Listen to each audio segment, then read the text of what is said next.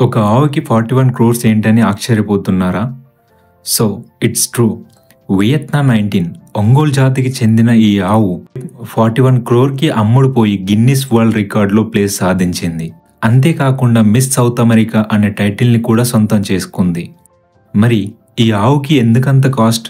అలాగే మన ఒంగోలు జాతికి చెందిన బ్రీడ్ బ్రెజిల్ దేశంలోకి ఎలా వెళ్ళింది?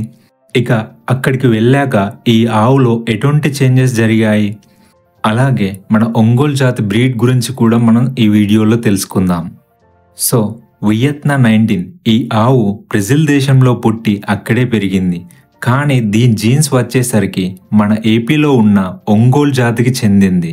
నార్మల్గా మన ఒంగోలు జాతి బ్రీడ్స్ వచ్చేసరికి 800 to 900 kgs ఉంటాయి.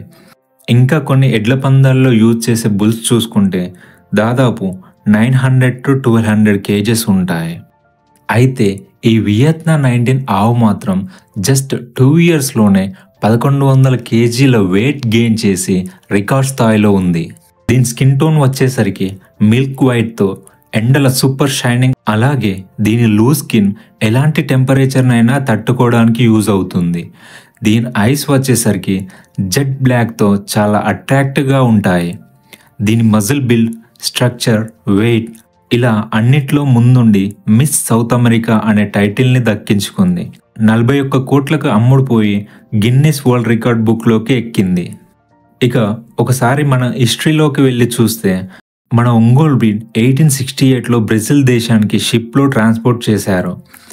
అప్పటి నుండి 1962 వరకు చాలా పెద్ద ఎత్తున ఈ బ్రీడ్ ట్రాన్స్పోర్టేషన్ జరిగింది. ఇక 1960లో కొన్ని రిపోర్ట్స్ చూస్తే ఒంగోలు జాతి బ్రీడ్ మన దేశంలో చాలా వరకు తగ్గాయి. సో 1962లో సెంట్రల్ గవర్నమెంట్ మన ఇండిజీనియస్ బ్రీడ్ని డెవలప్ చేసేందుకు 1962లో మన బ్రీడ్స్ని అదర్ కంట్రీస్కి ఎక్స్పోర్ట్ చేయడం ఆపేసింది. సో ఇలా 1868లోనే మన ఒంగోలు జాతి బ్రీడ్ బ్రెజిల్ కంట్రీకి చేరింది. బ్రెజిల్కి చేరిన మన ఒంగోలు బ్రీడ్ అక్కడి కండిషన్స్, టెంపరేచర్స్ని అన్నిటినీ చాలా సులువుగా తట్టుకున్నాయి. ఇంకో విషయం ఏంటంటే బ్రెజిల్లో గ్రాస్ ల్యాండ్స్ చాలా ఎక్కువ గ్రాస్ ల్యాండ్స్ ఉన్నాయి కాబట్టి తిండికి ఎలాంటి కొరత లేదు. అక్కడి కండిషన్స్కి అలవాటు పడ్డ మన బ్రీడ్ ప్రజెంట్ మన కంట్రీలో ఉన్న బ్రీడ్తో కంపేర్ చేస్తే అక్కడ ఉన్న బుల్స్ చాలా హెవీ సైజులో ఉంటాయి. ఇంకో డిఫరెన్స్ ఏంటంటే మన కంట్రీలో ఉన్న బ్రీడ్ని మల్టీపర్పస్కి యూజ్ చేస్తారు.